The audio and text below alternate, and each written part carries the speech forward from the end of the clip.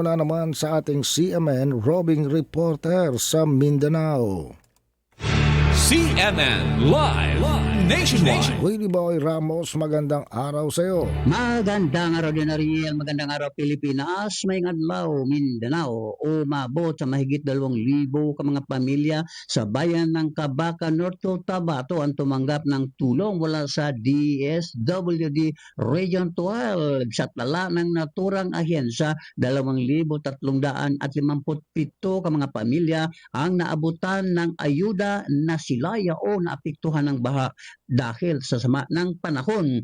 Ang naturang bilang ay mula sa mga barangays Aringay, Cuyapon, Lower Paatan, Magatos, Kayaga, Salapungan at Malanduagi sa bayan ng Cabacan, North Cotabato. As usual, mga food packs ang inabot na tulong ng DSWD Region 12.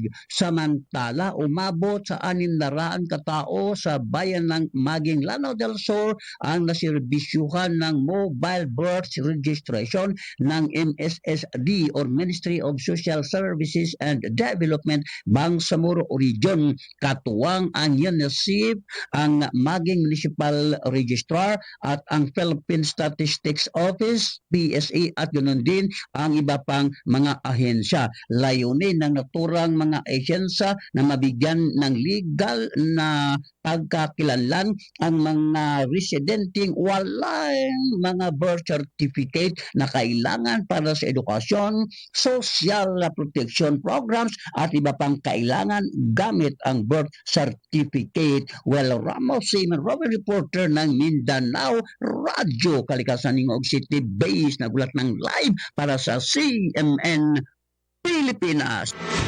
CNN Live Nationwide.